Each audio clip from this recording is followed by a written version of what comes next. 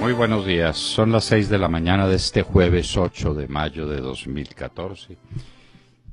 Esta es la hora de la verdad y estos son temas y asuntos que trataremos con ustedes en las próximas horas. En esta edición revelaremos la carta que el director de este medio, La Hora de la Verdad, dirigió ayer al señor director de El Tiempo. Nuestra columna del pasado miércoles fue la última en El Tiempo. Escribiremos, hablaremos, lucharemos siempre y en todo lugar donde haya libertad para expresarnos. La salida de Luis Alfonso Hoyos de la campaña de Óscar Iván Zuluaga es una pérdida grande para Óscar Iván Zuluaga, es una pérdida grande para todos sus amigos, es una pérdida muy significativa. Luis Alfonso Hoyos es un hombre de primera importancia en la vida nacional. Qué horror nos parece el de que a la gente la graben cuando llegue a los medios de comunicación a revelar una noticia. De manera que ya se graban a los bandidos cuando asaltan a los supermercados y a los ciudadanos cuando van a dar noticias a los medios de comunicación. ¡Qué horror! En nuestro parecer no había nada que ocultar. Nada, nada. Este tema, el tema del hacker, no es otra cosa que una cortina de humo para ocultar lo inocultable, para ocultar los negros, horrendos episodios de los acuerdos de JJ Rendón, del señor Germán Chica y del presidente Santos con la mafia colombiana. Hubieran estado en todo su derecho de adelantar el proceso para quitarle al país esta tragedia. En su lugar, se fueron por los diálogos de La Habana. Había que escoger entre lo uno y lo otro. Y los diálogos de La Habana tenían más rendimientos políticos. Ese fue el cálculo. Y al parecer, más de 8.000 hombres que estaban dispuestos a entregar sus armas. Más del 60% de todo el narcotráfico. Las rutas, los bienes, en valor gigantesco. Todo eso se quedó sepultado dentro de un claro delito de prevaricato por omisión. Ni el presidente de la República ni la fiscal tenían derecho a ocultar eso. Eso era precisamente lo que había que tapar. Y para eso se inventaron el tema del hacker, que es un soberbio ridículo. Ridículo. No conocemos a ese sujeto ni nos interesa conocerlo, al tal Sepúlveda. Pero queremos ver un documento interceptado. Queremos tener la prueba de que vendió por $1 alguna información reservada. Todos son suposiciones, todos son hipótesis, todos son escándalos del fiscal general de la Nación, que no pasa de ser eso, un hombre escandaloso al servicio de una causa política y de sus intereses económicos. A propósito, el Congreso de la República eligió a Gloria Estela Ortiz, miembro de la Corte Constitucional, que es como elegir a Montealegre, su mano derecha, su compañera de oficina profesional, su compañera en la Fiscalía General de la Nación. El fiscal tiene magistrada. Entonces ya sabemos cuál va a ser la orientación que tenga y que se le dé a lo que salga de La Habana, a cualquier cosa que salga de La Habana para entregarle el país en bandeja de plata a los bandidos de las FARC, que es de lo que se trata. Se retrasa subasta de Isagen. Las dificultades jurídicas han superado la ansiedad infinita que tiene el gobierno nacional para vender Isagen a cualquier precio y para cuadrar caja. De lo que se trata es de un descuadre fundamental de la caja. ¿No ven ustedes que se fue toda en mermelada? Que se fue toda en repartírsela a los ñoños y a los musas para ganar unas elecciones, que se ha ido todo en despilfarro para conseguir la voluntad de los alcaldes en favor de la presidencia de Santos. Al país lo están dejando en la ruina, en la absoluta ruina. Por eso el endeudamiento público externo creció como nunca antes en la historia. Estamos debiendo 50.000 millones de dólares del sector público y más de 90.000 millones de dólares en total. Nos estamos endeudando como Venezuela. Esto va para allá. Y toda esa avalancha de dólares baja el precio del dólar y los quiebra a todos, a los arroceros, con quienes hablaremos en la hora de la verdad en esta emisión, a los cafeteros, a los bananeros, a los exportadores, todos quebrados por cuenta de esta campaña que no tiene sino un objetivo, que el señor Santos siga en el gobierno para terminar la obra que empezó su hermano Enrique allá con su amigo Fidel Castro y con su otro amigo Timochenko. Fortísima caída de las bolsas ayer en el mundo, el Dow cayó 0,78, el Nasdaq cayó 1,38, el Nikkei japonés cae 2,93 en la mañana de hoy, Shanghái cae 0,93, el Kospi cae 1%, Kospi es de Corea, el dólar ya lo dijimos a 1.913 pesos, la tasa representativa del mercado. Esto es una tragedia nacional. El precio del petróleo WTI a $100 con 43, el oro por debajo de 1.300 a 1.291 dólares la onza Troy, y el café bajando, por desgracia, la tonelada de arábica vale 199,25. Germán Chica salió de la Federación de Departamentos, renunció, tuvo por lo menos ese pudor. Entonces, de la campaña de Santos, el señor JJ Rendón se fue un delincuente, o no era un delincuente. ¿Estaba haciendo o no estaba haciendo lo que estaba haciendo por cuenta de Santos? Si estaba trabajando a sus espaldas, es un delincuente reuniéndose con bandidos. Si estaba en una especie de proceso de paz, al país le engañaron, lo mintieron, le crearon una expectativa de paz en La Habana para tapar una expectativa real de entrega de los bandidos del narcotráfico. ¿Qué fue lo que pasó ahí? Lo comentaremos. Mientras tanto, la Corte Constitucional llama a juicio a Óscar Arboleda, a un hombre intachable, a un hombre bueno, a un hombre esencialmente ético y riguroso en su comportamiento. Es que lo acusan de que tal vez se reunió con un paramilitar en alguna parte. Claro, pero el señor JJ Rendón se reúne en muchas ocasiones no con un paramilitar, con varios paramilitares y mafiosos, todos los compas. Con eso se reúne y no pasa absolutamente nada. El señor JJ Rendón es merecedor de los agradecimientos del presidente de la República. Óscar Arboleda, un hombre intachable, a juicio. Óscar Arboleda, juzgado, y JJ Rendón en el paraíso de la fama y de la gratitud del gobierno. Esos son los extremos morales de un gobierno que no puede soportarse. En el mundo internacional, Putin da un fuerte timonazo en su política ucraniana. Demasiado tarde o las cosas están demasiado bien concertadas. Los ucranianos del este dicen que insisten en los referendos para unirse a Rusia, para acabar de desbaratar ese país, el país que más sufrió en la historia por cuenta de las purgas estalinianas, como lo hemos explicado varias veces en la hora de la verdad. Se posesionó en Costa Rica el nuevo presidente, Luis Guillermo Solís, extrema izquierda, otro país centroamericano a la izquierda.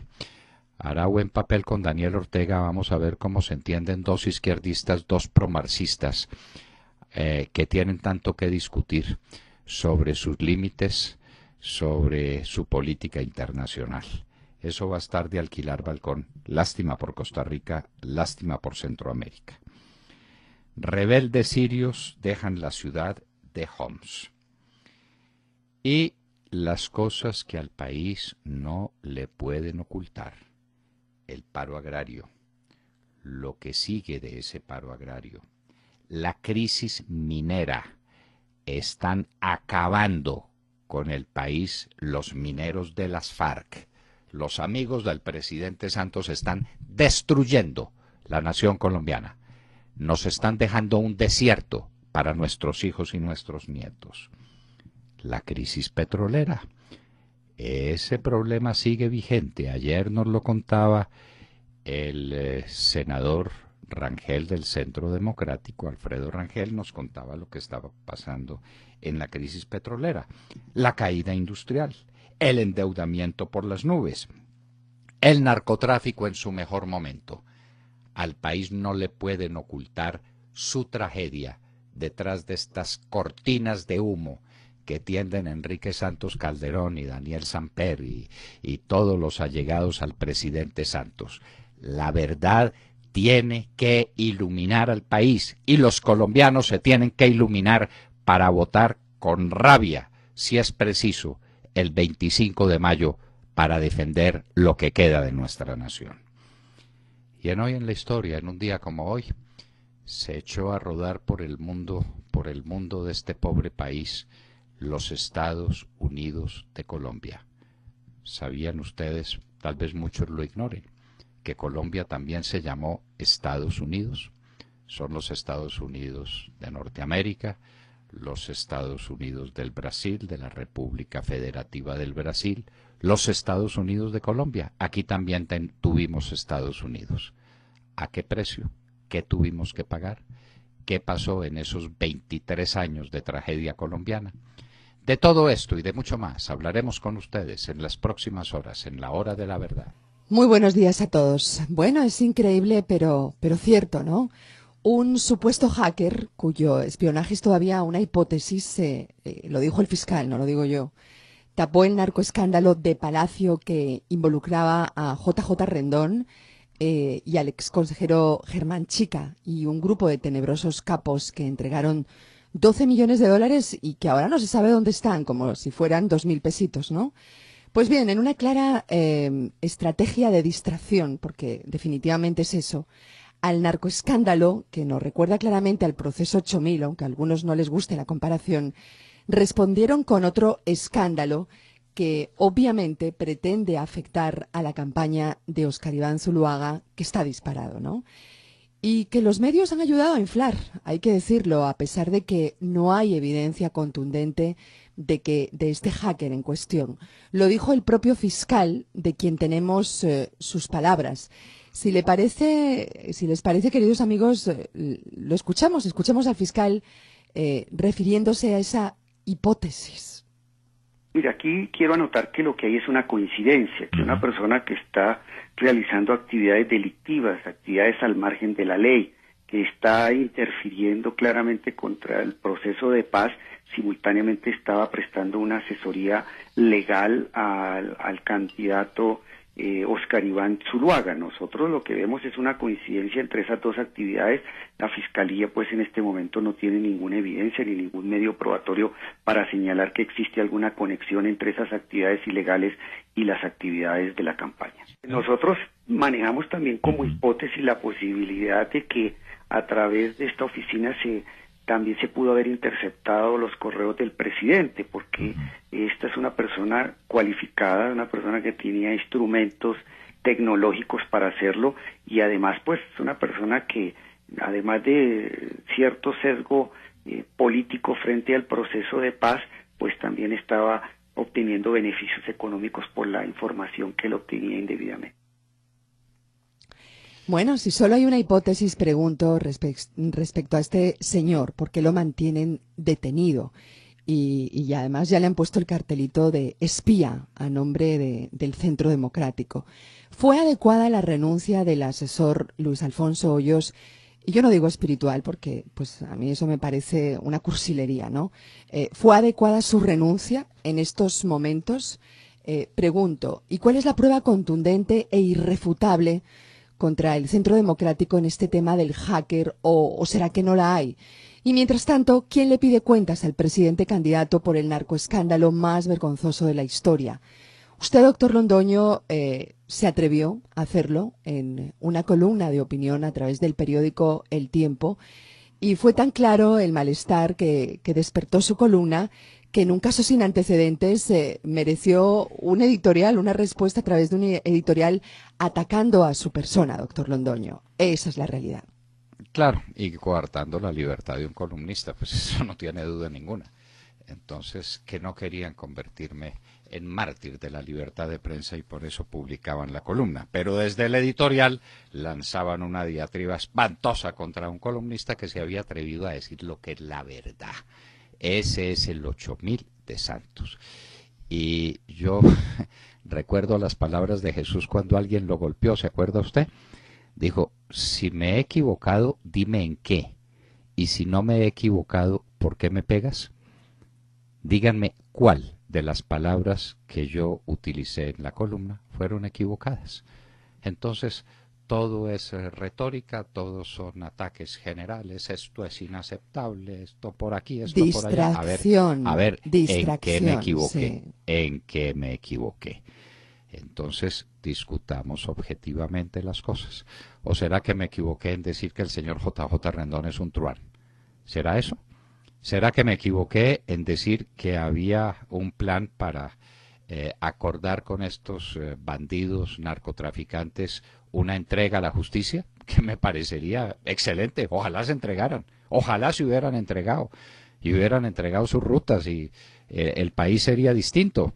Pero eso había que callarlo para darle paso a las hazañas de Enrique Santos Calderón en La Habana ya con sus amigos los Castro, para entregarles el país y para hacer una operación de izquierda como no se hizo nunca.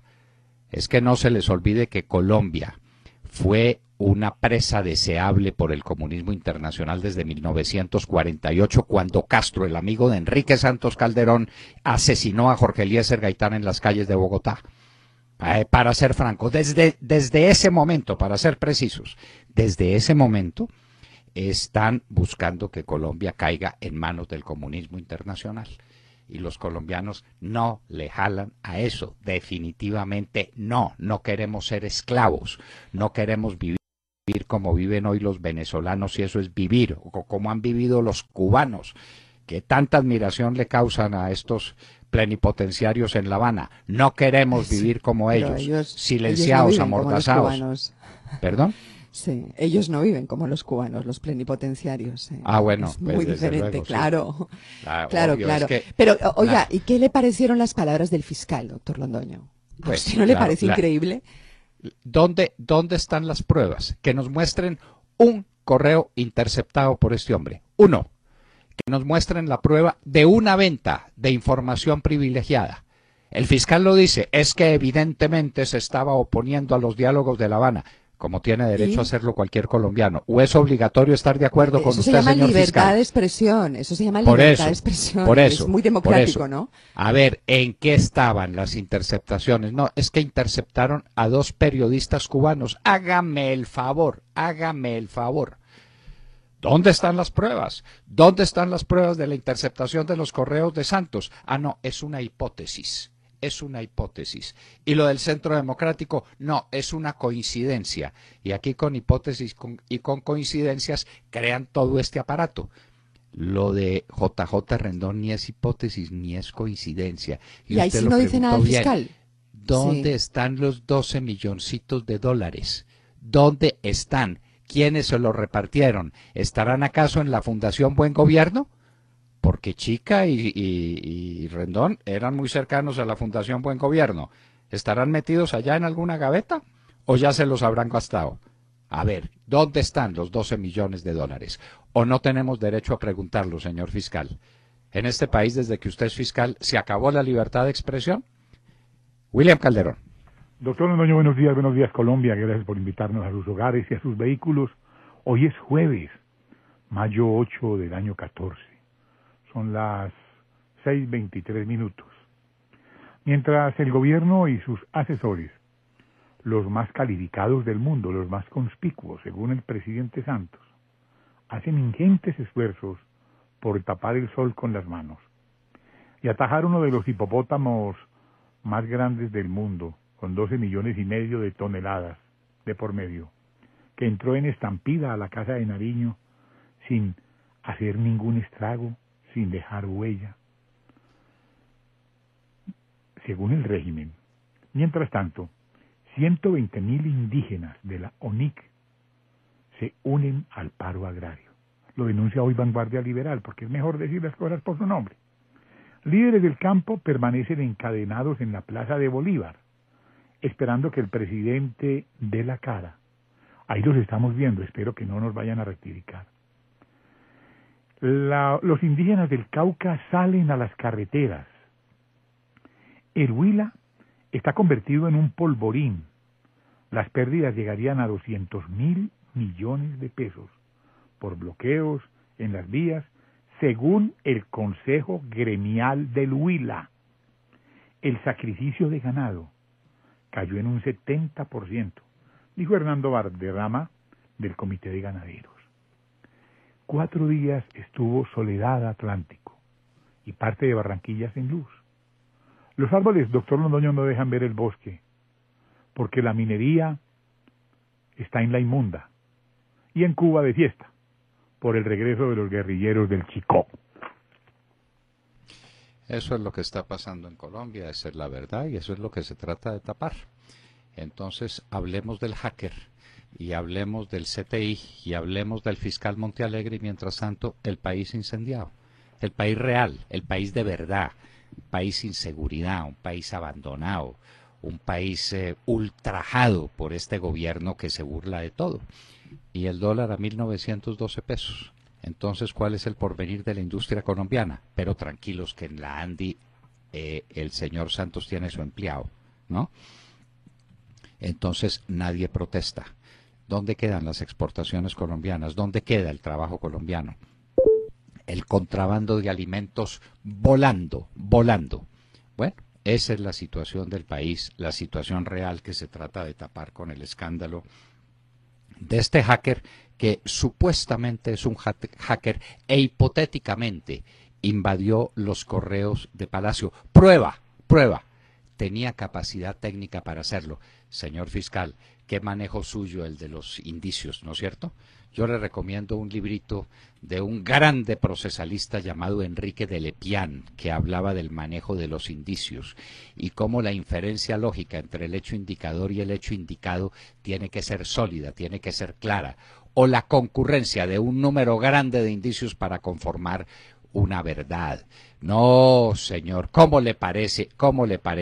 El señor tiene capacidad técnica para meterse en unos correos, luego se metió en los correos. Usted recuerda por ahí un silogismo que había antes que decía, pasando por Popayán comió don José Acevedo empanadas de pipián. Luego don Carlos Albán fue el matador de Quevedo. Ay, qué lógica, ¿no es cierto? Sí, el hacker tenía capacidad para hacerlo, luego el hacker estaba interfiriendo en los correos del presidente Santos, no en los correos de nadie más, no, en los correos del presidente Santos.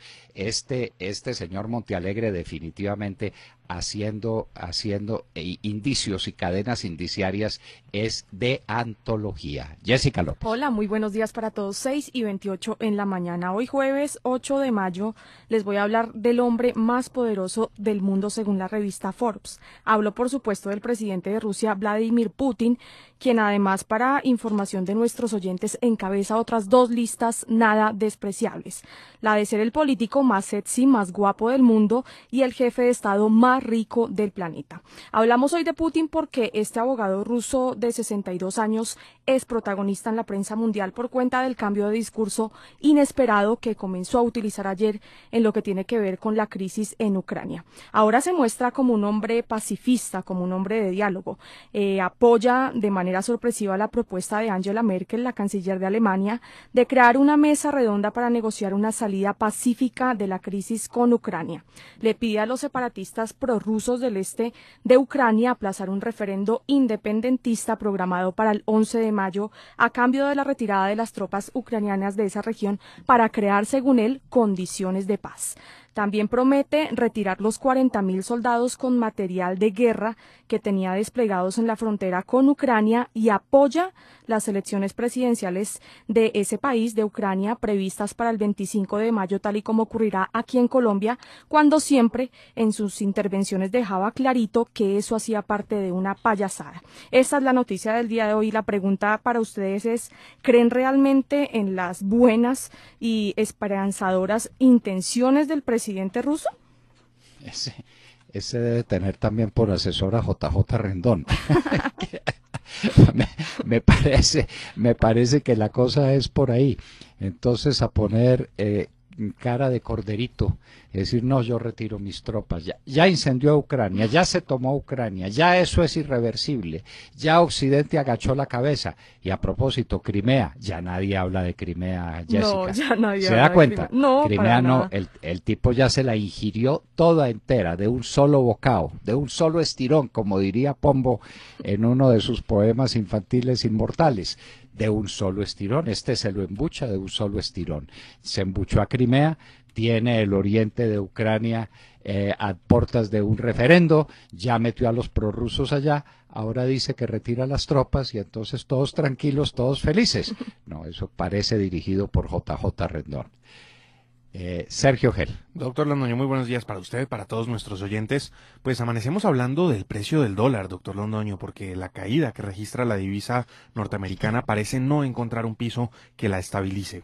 Para hoy la tasa representativa del mercado es de 1.912 pesos con 97 centavos. Se sigue descolgando, en Bloomberg ya se negocia sobre 1.910 pesos y esto lo único que quiere decir es que el gobierno sigue llamando capitales golondrina para que hagan verano en Colombia, para que vengan y le den quizá un empujoncito a los test y financien al gobierno, pues mermelada es lo que parece necesitan en esta recta final de la campaña. Entre tanto, el precio de la divisa ayuda a que el costo de la deuda externa, que ha aumentado, recordemos, considerablemente en el último año, pues que ese costo disminuya el costo fiscal para poder pagar la inmensa deuda externa pública colombiana. Así están las cosas, mientras que la industria de nuestro país está quebrada. Vimos la semana pasada el cierre definitivo de la CCA para reemplazar lo que producían por importaciones de vehículos Mazda desde México. Por ejemplo, hoy hay gran despliegue, una noticia en el diario La República que me llamó mucho la atención sobre la necesidad de reinventarse de los ingenios azucareros que están asfixiados con la competencia del azúcar que llega de países como Brasil, a precios con los que los vallecaucanos no pueden competir. Y bueno, ya veremos, doctor Londoño, cómo se sigue descolgando la divisa, que, como le digo, por ahora parece no encontrar un piso que le dé estabilidad. Recuerden que estuvo hace muy poco a más de 2.050 pesos. Pero Habría hace que muy mirar. poco, hace muy poco. Hace muy poco. Y entonces ahora está a 1.912 pesos, 130 pesos por debajo del precio que tuvo. ¿Eso es efecto de qué? Del endeudamiento del gobierno, que está trayendo y trayendo dólares porque los necesita para la mermelada. Ñoño y Musa los dejaron en malas condiciones, necesitan plata para darle a los agricultores lo que los agricultores piden, que nunca es suficiente y nunca será suficiente porque mire usted la paradoja. Por un lado, los quiebran con una tasa de cambio baja y por el otro lado tratan de resarcirlos pagándoles unos pesos a título de esto o de aquello. Bueno, esas pues son las paradojas. En todo caso, dólar a 1.910 pesos y va a caer por debajo de 1.900 donde esto siga así y el país va a quedar en la absoluta ruina. Alejandro Ramírez. Buenos días a los oyentes de la Hora de la Verdad. Ayer fue elegida en el Senado de la República la abogada externadista Gloria Estela Ortiz como magistrada de la Corte Constitucional, como aseguraban las cábalas para esta elección. Nacida en Pasto, Gloria Estela Ortiz es conocida por ser la mano derecha del fiscal general Eduardo Montealegre. Trabajó con él cuando fue magistrado de la Corte Constitucional y posteriormente en su firma de abogados. En la Fiscalía General, Gloria Estela Ortiz fue la más cercana colaboradora del fiscal y la persona encargada del planteamiento y redacción de los decretos para la reforma estructural de la Fiscalía, dadas las facultades extraordinarias de las que revistió el Congreso de la República al presidente Juan Manuel Santos. La doctora Ortiz fue elegida por los parlamentarios de la Unidad Nacional con 64 votos a favor, en reemplazo del magistrado Nilson Pinilla, quien completó 8 años de periodo en la Corte Constitucional. Ha trascendido a los medios que la doctora Ortiz fue magistrado auxiliar de magistrados como Alejandro Martínez Caballero y Marco Gerardo Monroy Cabra. Es reconocida su cercanía con Rodrigo Uprimi Yepes, con quien trabajó en la rama judicial. Doctor Londoño, el fiscal Montealegre tendrá una magistrada aliada en la Corte Constitucional para las decisiones sobre el marco jurídico para la paz y las polémicas penas alternativas que ha propuesto para los guerrilleros fruto de las negociaciones con el gobierno. Y la izquierda tiene su ficha clave en la Corte Constitucional, porque imagínese usted si trabajó con Rodrigo Uprimi, ¿en cuáles andará esta nueva magistrada de la Corte Constitucional? El país está en manos de ¿cuántos externadistas hay en la Corte Constitucional? No se le olvide que un externadista salió de la Corte Constitucional para el externado de Colombia. A mí me parecería interesante Juan Carlos Henao. Juan Carlos Henao, claro. Es hoy no es el decano, es el rector de la Universidad Externada de Colombia. Entonces, hay que hacer la lista de cuántos son los externadistas en la Corte Constitucional. Pero, pues, esa es una anécdota. Una universidad, además, muy, muy meritoria. Fue un centro importantísimo de pensamiento liberal en materia jurídica. Y se dedicaron con frenesí a conquistar las altas cortes y han tenido un éxito soberbio y han movido lo que han movido, ¿no? En materia de parapolítica, por ejemplo. Ahí estuvieron muy pendientes de ese tema. Y calienta motores, doctor Londoño, con esta elección, la elección del nuevo Contralor. Ah, claro, es que nos llevan a Maya Villazón para allá. Claro que sí. Entonces, pero es que, a ver, las Cortes están eligiendo sus candidatos. Creo que el candidato Maya Villazón ya es candidato de la Corte Constitucional, ¿o todavía no? No lo sé, doctor Londoño. Yo creo, averigüémoslo, pero yo creo que ya está designado candidato.